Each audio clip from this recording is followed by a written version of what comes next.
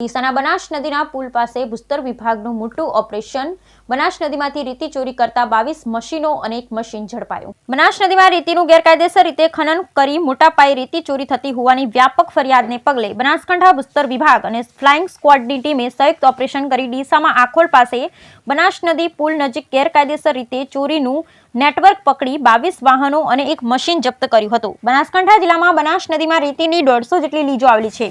આ ઉપરાંત પણ કેટલાક લીજો આવેલી છે. આ ઉપરાંત પણ કેટલાક અસામાજિક તત્વો દ્વારા નદીમાં ગેરકાયદેસર રીતે મશીન મૂકી ખનન કરવામાં આવતું હોવાની વ્યાપક ફરિયાદો ભૂસ્તર વિભાગને અવારનવાર મળી રહેતી હોય છે, જેથી બનાસકાંઠા ભૂસ્તર શાસ્ત્રી ગુરુપ્રીતસિંહ સારસ્વત દ્વારા રેતી ખનીજ ચોરી મામલે વ્યાપક એક્શન લેવાઈ રહ્યા છે. ભૂસ્તર વિભાગ દ્વારા થોડા સમય પહેલા જ કાંકરેજ તાલુકાના અરણીવાડા ગામે રેતી ચોરી સામે રાજ્યનું સૌથી મોટું ઓપરેશન કરી 125 થી વધુ વાહનો, 8 જેટલા મશીનો જપ્ત કર્યા હતા. ત્યારબાદ ડીસા બનાસ નદીના પુલ પાસે ગેરકાયદેસર રીતે ખોદકામ કરવામાં આવતું હોવાની માહિતી આધારે બનાસકાંઠા ભૂસ્તર વિભાગ ફ્લાઇંગ સ્ક્વોડની ટીમો મધ્યરાત્રિએ ત્રાટકી હતી, જેમાં નદીમાં ગેરકાયદેસર રીતે ખોદકામ કરતા મશીન અને 22 જેટલા વાહનો ઝડપાયા હતા.